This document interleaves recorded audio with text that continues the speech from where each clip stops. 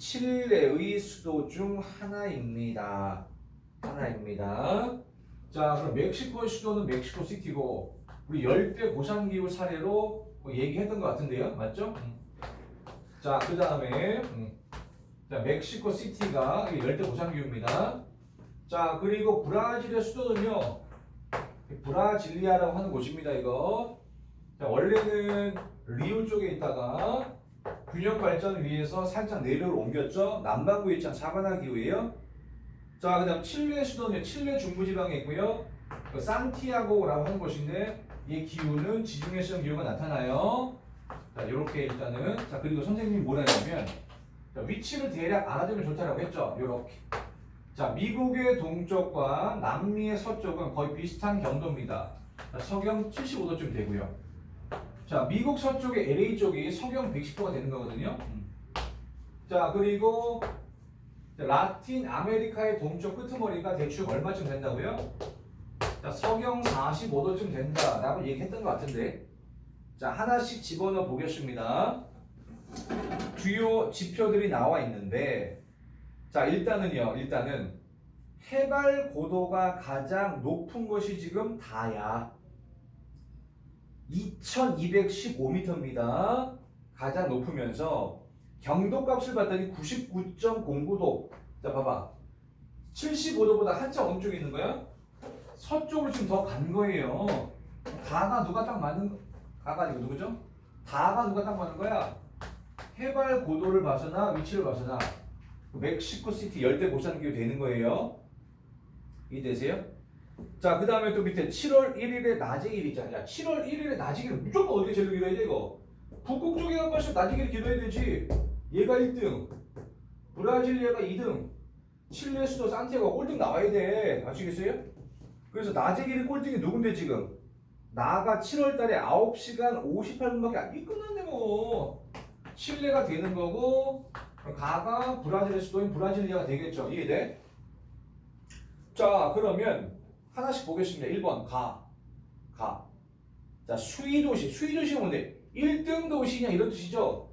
야, 브라질의 수위도시는 상파울루야. 그 다음이 리우예요. 자, 그리고 그 뒤에 브라질리아 지금 되거든요. 자, 근데 우리가 브라질의 도시 수준을 몰랐다면 그냥 모르는 대로 삼각 세모 쳐놓고 나머지 천지 보는 거예요. 일단은 옳지 않은 것은 바로 답 1번이거든요. 자, 나머지 한번 고쳐볼게요. 자, 2번 칠레 산티아고죠. 남반구에 위치합니다. 맞아요. 자, 3번 봐봐. 멕시코 시티는 유럽인들이 아스테카 문명의 도시를 파괴하고 건설했다. 맞잖아요. 이 멕시코 쪽에서 발생한 도시가 아스텍 문명이 있고 마야 문명이 있잖아. 자, 4번입니다. 자, 가는 다보다 동쪽에 있다. 자, 가가 브라질리아고요. 다가 멕시코거든요. 브라질리아, 멕시코. 그럼 누가 더 상대적으로 멕시코 시티가 어디 있는 거야? 서쪽에 있는 겁니다. 아시겠어요? 그러니까 상대적으로 브라질리아는 멕시코 시티를 기준으로 동쪽에 있는 거 맞아요. 5번입니다. 자, 다가 속한 각각의 국가는 종주 도시화 현상이 나타납니다. 칠레, 멕시코 시티. 종주 도시가 뭔데? 1등과 2등 사이 격차가 몇 배 이상 벌어지는 거예요? 2배 이상 벌어졌을 때 이런 도시를 종주 도시화라고 하잖아. 자, 근데 얘도 맞아요. 일반적으로 후진국일수록 종주 도시화가 뚜렷한 거야. 자, 18번의 답이 1번입니다. 자, 그래서 이 브라질에서 자, 인구가 가장 많은 곳이 상파울루거든. 여기가 1000만 명쯤 될 겁니다. 1000만 명 좀 넘을 거예요. 자, 상파울루가 1000만 명이 조금 넘는데 자, 브라질리아 거기 보시면 몇 명이나 나와 있어 지금 인구가 447만 명이 써 있죠? 자, 그리고 브라질에서 리우가 2등인데 이게 한 얼추 한 600만쯤 돼요. 자, 그럼 격차가 1등 상파울루하고 2등 리우하고요. 인구 격차가 2배까지는 안 벌어지는 거야, 여기서는요. 자, 18번의 답을 1번이라고 해야 됩니다. 자, 요게 가장 난이도가 좀 높았어요. 자, 이제 19, 20번 하면 마무리되네. 자, 19번 봅시다. 그래프는 A부터 C 가축의 각 지역별 사육두수 비율을 나타낸 것이다. 자, 이에 대한 설명으로 옳은 것만을 보기에서 보는 것은 각각 돼지, 소, 양 중 하나입니다. 자, 가볼게요. 자, 일단은 아시아 볼까요? 자, 아시아에서 가장 많이 사육하는 가축 A는 돼지가 되겠고요. 자, 그 다음. 자, 오세아니아 대륙에서 사육 두수 비율이 그나마 높은 B가 양이 되겠고, 자, 아메리카 대륙에서 사육 두수가 가장 높은 C를 소라고 해야 됩니다. 자, 그러면 설명으로 옳은 거 한번 골라볼게. 자, 기억 A. 돼지로 만든 음식은 이슬람교를 믿는 사람들이 금기시하는 거 맞고요. 자, 니은. 서남아시아에서는 B. 양을 주로 유목의 형태로 사용 맞죠? 나머지 고쳐볼게요. 디귿. 자, C. 소 사육 두수가 가장 많은 국가는 브라질이고요. 리얼입니다. 자, A부터 C 중에서 전 세계의 사육 두수는 A. 돼지가 가장 많다가 아니고 소, 양, 돼지 순이죠. X. 자, 19는 답 1번. 자, 농업도 비교적 평이하게 나왔음. 자, 20번 볼게요. 자, 그래프는 두 시기의 지역별 도시 인구와 도시 화율을 나타낸 것이다. 이에 대한 설명 옳은 것은 단 가부터 다는 각각 라틴 아메리카, 아프리카, 유럽 중 하나래요. 자, 좀 볼게요. 자, 왼쪽. 자, 2018년 기준으로 도시 화율이 오른쪽이 도시 화율이네요. 자, 2018년 기준으로 도시 화율이 가장 높은 대륙은 다인데 조심해야 되는 게 1950년으로 갔더니 그때는 도시 화율이 40% 정도밖에 안 됐죠. 자, 짧은 시간에 매우 좀 가파르게 도시화가 돼서 여기에서는 1등인 대륙이니까 다를 누구라 해야 되죠? 라틴 아메리카라고 해야 됩니다. 자, 그럼 두 번째로 도시 화율이 높은 나라가 유럽이고요. 가장 낮은 가가 아프리카죠. 자, 도시화율 순서 한번 해볼까? 앵글로 아메리카, 라틴 아메리카, 유럽, 오세아니아, 아시아, 아프리카죠. 자, 도시 인구 순서 한번 해볼까요? 일반적으로 인구에 좀 비례해 아시아, 유럽, 아프리카, 라틴 아메리카, 앵글로 오세아니아예요. 자, 그러면 선지 볼까요? 자, 1번. 자, 가. 아프리카는 1950년 도시화율이 가장 낮음. X. 자, 2번 나. 자, 유럽에는 최상위 계층의 세계 도시가 위치하고 있습니다. 이게 답이고요. 자, 3번 다. 라틴 아메리카죠. 틀렸고요. 4번 가는 나보다. 아프리카는 유럽보다 도시화의 가속화 단계에 진입한 시기가 이르다. 보통 가속화 단계는요 50%를 넘는 시점을 가속화 단계를 하는데, 자, 아프리카는 2018년에도 지금 가속화 단계에 지금 못 들어갔습니다. 5번 다는 가보다. 자, 라틴 아메리카가 아프리카보다 2018년 도시인구가 많다. 자, 왼쪽 막대 그래프에서 보시면 아프리카가 다 라틴 아메리카 좀 넘어섰네. 자, 그래서 틀린 거죠. 그렇습니다. 그러면 설명으로 옳은 것을 골라주세요. 답이 몇 번 되는 겁니까? 2번. 자, 이렇게 해서 구평 해설 마무리할게요. 자, 여기에서 내가 봤을 때 좀 틀려도 이해할 만한 것은 18번 정도밖에 없어, 사실은요. 자, 나머지 문제는요 좀 편하게 풀 수 있을 정도까지 반복 학습해야 되는 거 알았어? 예, 그럼 잠시 쉬었다 하도록 하겠습니다.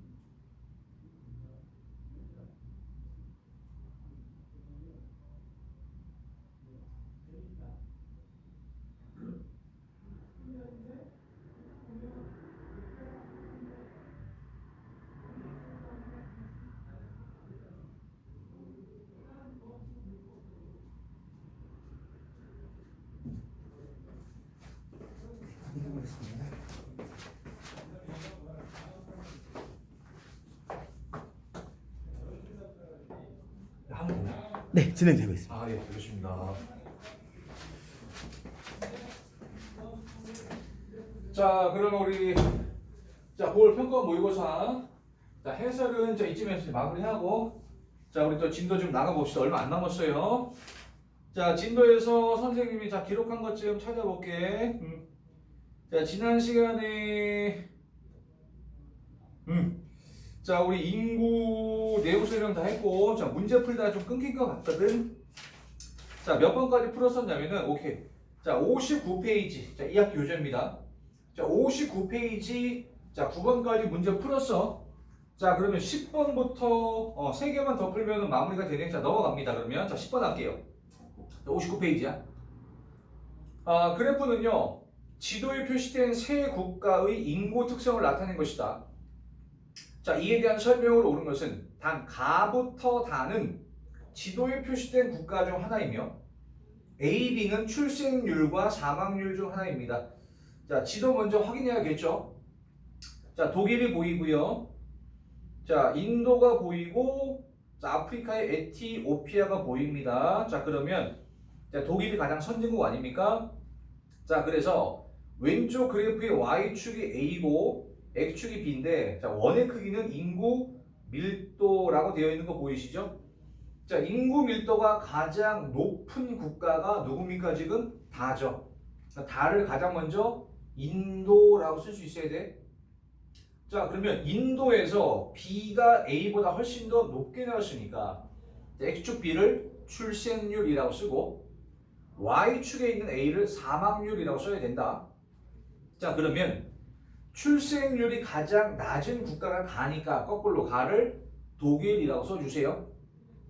그러면 나머지 나는 에티오피아라고 집어넣을 수 있겠다. 분석 자체가 어렵진 않아요 지금.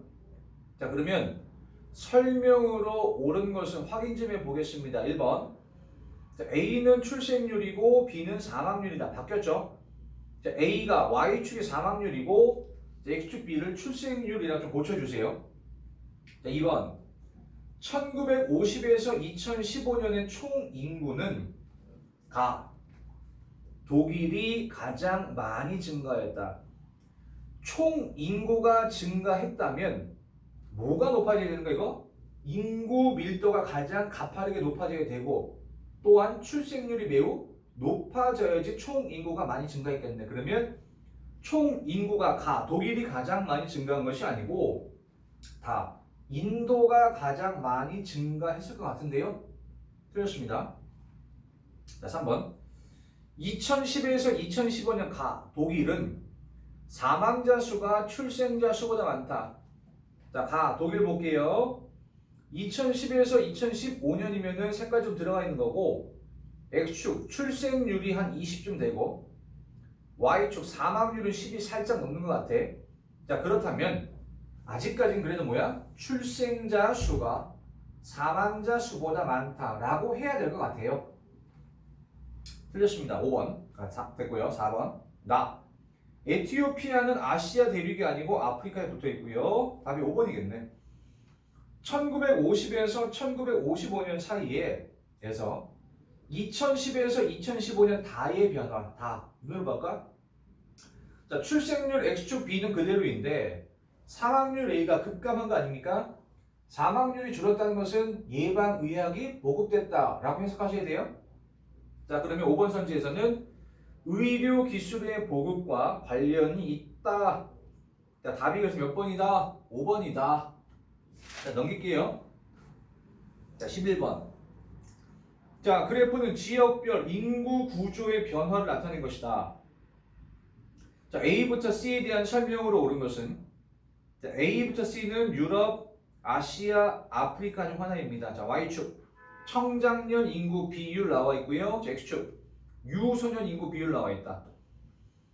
유소년 인구 비율이 가장 높은 C가 아프리카고요. 가장 낮은 A는 유럽입니다. 마지막으로 Y축 청장년 인구 비율이 가장 높은 대륙이 B고요. 그럼 B는 아시아 대륙이야.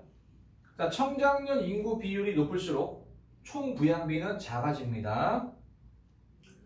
선지 골라볼게요. 1번 A 자, 유럽은 노년 부양비가 감소하였다.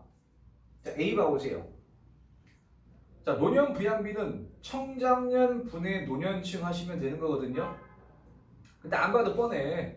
무조건 선진국일수록 노년 부양비는 커지는 거 아닙니까? 자, 그래프 보시면 자, A 대륙 유럽은요. Y축 청장년 인구의 비중은 거의 변화가 없어. 그대로인데 자, X축 유소년층 인구 비율이 많이 줄었거든요. 그럼 전체 인구의 총합은 항상 100%인데 청장년은 그대로인데 유소년 비율이 많이 줄었어. 필연적으로 누가 늘었다는 거야? 노년 인구 비율은 가파르게 늘었다는 거니까 노년 부양비는 감소한 것이 아니고 오히려 증가했다. 틀렸습니다. 자, 2번 B. 자, 아시아예요. 총 부양비가 증가한 것이 아니고 청장년 비율이 높아졌기 때문에 오히려 총 부양비는 감소했다라고 고쳐주세요. 자, 3번입니다. 자, C. 자, 아프리카죠. 자, 2015년도에 합계 출산율이 가장 높다.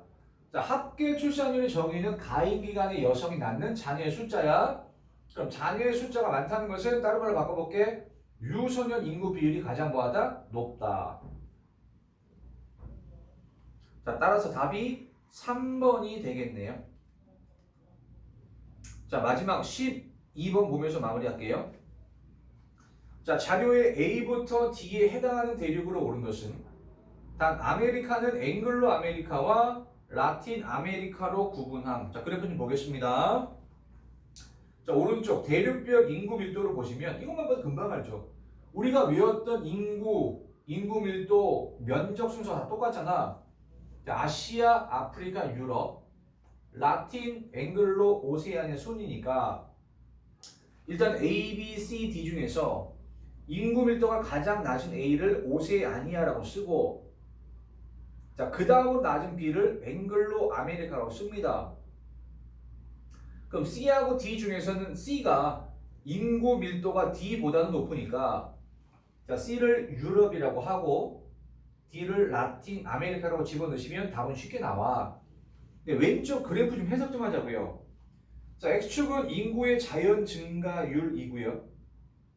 자, Y축이 인구의 순이동률이거든요. 자, 그러면 우리가 인구 순이동에서는 어떻게 외웠었냐면 앵글로 아메리카로 순유입이 가장 많고 자, 그 다음이 유럽이고 오세아니아가 가장 좀 적게 들어온다라고 했었잖아.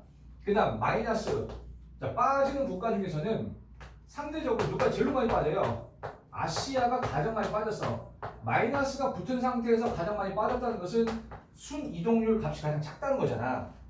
그리고 상대적으로 라틴 아메리카가 좀 덜 빠졌고 인구가 적으니까 가운데가 아프리카. 우리 이렇게 정리했었거든요. 근데 Y축에 보시면 지금 뭐라고 나와 있냐면 순이동률이야. 얘는 인구 순이동 절대적인 숫자를 세운 순서고 순이동률 비율이야. 예를 들어서 오세아니아라고 하는 대륙의 인구 규모가 너무 작잖아. 이 오세아니아 대륙은 호주 2,500만, 뉴질랜드 500만, 뭐 그 나머지 뭐 남태평양 섬들 거의 의미 없어. 전체 인구가 3천만 명밖에 안 돼요. 야, 앵글로 아메리카는요. 미국만 3억에다가 캐나다 3,500만이니까 얼추 3억 4천만이거든. 3억 4천만이야. 어? 분모가 거의 몇 배, 지금 10배 차이야. 아시겠어요? 자, 그러면 앵글로 아메리카로 100만 명 들어왔어. 자, 오세아니아로 예를 들어서 뭐 50만 명 들어왔어요. 그럼 들어온 숫자만 봐서 누가 높아? 이게 훨씬 더 많지만 전체 총인구에서 들어온 사람이 차지하는 퍼센테이지 이게 뭐예요? 순이동률이야. 그래서 오히려 순이동률에서는 뭐가 더 높게 나온다? 분모가 작은 오세아니아가 전체 인구 중에서 들어온 사람이 차지하는 비율은 가장 높게 나온다. 이해되세요? 똑같습니다. 가장 많은 사람이 빠진 대륙은 아시아야. 하지만 전체 인구가 워낙 많기 때문에 빠진 사람 100날 해봐도 전체 인구 중에서 빠진 사람이 차지하는 퍼센테이지는 절대 높지 않아. 오히려 누가? 인구 규모가 작은 라틴 아메리카가 조금만 빠져나가도 분모인 전체 총 인구가 작기 때문에 전체 인구에서 빠져나간 사람이 차지하는 퍼센테이지는 오히려 이게 훨씬 더 크게 나오는 거야. 이해되세요? 그래서 왼쪽 그래프를 보시면 인구 순이동률이 가장 높게 나오는 대륙은 오세아니아가 되는 거 이해되세요? 그 다음 거꾸로 인구 순 이동률이 마이너스로 가장 작게 나온 게 2010에서 15년 기준 D거든요. 이게 누군데? 라틴 아메리카야. 절대적인 숫자가 많이 빠졌다고 해석하시면 안 되고 전체 인구에서 빠져나간 사람이 차지하는 퍼센테이지가 높은 거야. 왜? 전체 인구 규모가 작아서 그런 겁니다. 이해되시죠? 그래서 인구 순 이동과 인구 순 이동률은 서로 좀 다른 개념이라는 거 알아야 돼. 자, 12번의 답이 그래서 2번입니다. 이해되시죠? 잠시만요.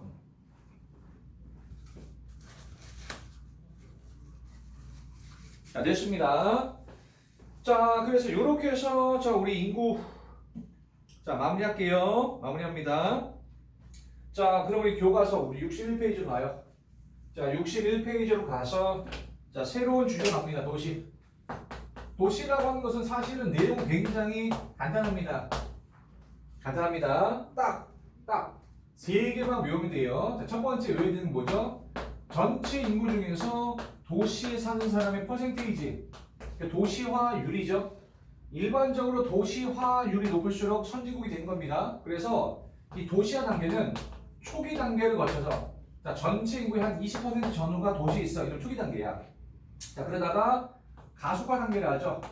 자, 도시 인구 증가 속도가 가장 가파를 때를 가속화 단계라는데 보통 가속화 단계는요. 자, 전체 인구 중 한 50% 정도가 도시로 들어와야지 가속화 단계로 들어가는 거야. 그래서 가속화 단계에 들어간 시점이 이를수록 일반적으로 선진국으로 봅니다. 자, 그리고 마지막으로 마칠 종착.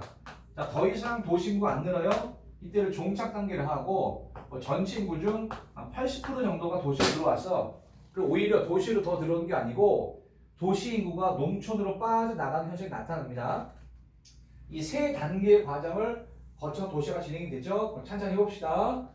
자, 도시화율이 가장 높은 대륙은 1등 누구였죠? 앵글로 아메리카. 자, 앵글로 아메리카는 항상 나오는 게 나라가 몇 개로만 이루어져 있어요? 2개. 전 세계 모든 대륙 중 가장 적은 국가로 구성이 된 대륙이 앵글로 아메리카입니다. 자, 미국과 캐나다 모두 완벽한 선진국이기 때문에 도시화율이 가장 높고 그 다음에 조심해야 되는 게 있죠? 라틴 아메리카. 자, 그래서 이 라틴 아메리카는요 도시화율은 2등이야. 전형적인 뭡니까 이거? 도시가 일자리는 없는데 지방에서 일방적으로 2000년도 도시로 들어오면서 각종 도시 문제가 심화되는데 이런 도시 문제를 보통 우리는 과도시화 혹은 과잉도시화라고 하죠. 자, 그러면서 도시 안에서도 불균형적인 성장이 일어나서 1등 도시 수위 도시와 2등 도시 사이에 인구 격차가 몇 배 이상? 2배 이상 벌어지는 현상이 나타납니다. 자, 이런 현상 우리는 종주 도시화라 불러요. 자, 3등 누굽니까? 유럽이죠. 자, 앵글로 아메리카, 라틴 아메리카, 유럽. 자, 그 뒤에 오세아니아 나오고요. 자, 그다음 아시아가 있고 아프리카가 있죠. 예. 자, 이게 도시화율 순서입니다. 또 두 번째 외우셔야 되는 거 도시 인구예요. 자, 도시 인구는요. 잘 산다, 못 산다의 판별 근거가 안 되는 거야. 그러니까 일반적으로 뭐에 비례하죠? 대륙의 인구가 많으면 도시 인구의 숫자도 많아지겠지. 자, 그래서 도시 인구 숫자는요. 일단은 우리가 인구 숫자 외웠던 거 그대로 쓸게. 아시아. 일단 써볼게요. 아프리카. 자, 유럽. 자, 라틴, 앵글로, 오세아니아. 자, 이게 도시 인구 숫자잖아. 근데 여기서 이제 하나만 조심하시면 되는 겁니다. 그게 누군데? 아프리카야. 아프리카는 인구는 전 세계 대륙 중에 두 번째인데 뭐가 꼴등입니까 지금 이거? 자, 전체 인구 중 도시에 사는 사람의 비율, 도시화율이 꼴등이거든요. 자, 그래서 아프리카만 어디다가 한 칸 뒤로 밀어서 넣어주시면 됩니다. 자, 그래서 먼저 대륙별 총인구를 쓰고 아프리카만 한 칸 뒤로 밀어 넣어주시는 거예요. 자, 그러면 대륙별 도시 인구 숫자 대박 그러면 아시아, 유럽, 아프리카, 라틴 아메리카, 앵글로 오세아니아입니다. 그래서 이 아프리카와 라틴 아메리카는 전체 도시 인구 규모의 차이가 거의 뭐 붙어 있어. 자, 그러니까 아프리카와 라틴 아메리카는 또 다른 지표가 나올 겁니다. 그러면 걔를 보고 다시 한번 확인만 해주시면 됩니다. 이해되시죠? 자, 마지막 3번. 도시 인구가 증가, 늘어나는 속도죠. 자, 도시 인구 증가율이 높을수록 우리는 보통 못 사는 이라고 해석하는 거야. 자, 그래서 가장 미친 듯이 도시 인구가 증가해. 아프리카입니다. 자, 그 다음에 아시아예요. 자, 라틴 아메리카는 이미 종착 단계까지 왔기 때문에 못 사는 대륙 세계 중에서는 도시 인구 증가 속도가 상대적으로 느린 편이야. 자, 그리고 거의 비슷한 4등의 이제 오세아니아 나오고요.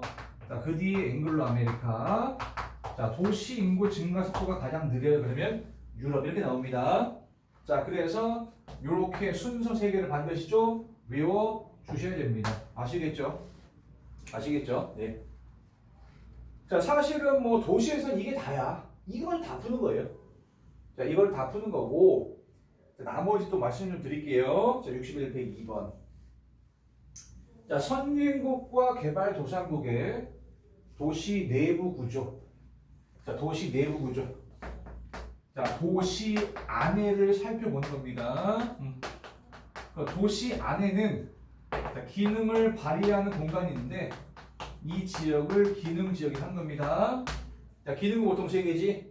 자, 상업 기능, 공업 기능, 주거 기능이 있는 겁니다. 자, 그래서 이 기능 지역이 뒤섞여 있냐 아니면 비슷한 기능끼리 서로 분리되어 있냐 이거죠. 얘를 기능 지역 분할을 하는데 이 기능 지역 분할은 기본적으로 땅값의 차이죠. 자, 교통의 편리성인 접근성의 차이가 지대의 차이를 촉발하고 지대를 지불할 능력이 있으면 살아남고 없으면 튀어나가는 거죠. 자, 그래서 후진국이죠. 후진국. 후진국은요 기능지역 분화가 뚜렷하지 않음. 어디를 가든지 간에 상업시설과 공업시설, 주거시설 뒤섞여 있다는 거 아닙니까? 자, 반면에 선진국일수록 기능지역의 분화가 뚜렷하다. 이해되세요? 자, 그러면 시험에서 물어보는 건 무조건 이겁니다. 자, 고급주택과 불량주택. 자, 고급주택, 상류층의 주택은 어디 있고 중산층 이하 저급 불량주택. 그럼 저소득층의 주택은 주로 어느 쪽에 있냐 이거잖아.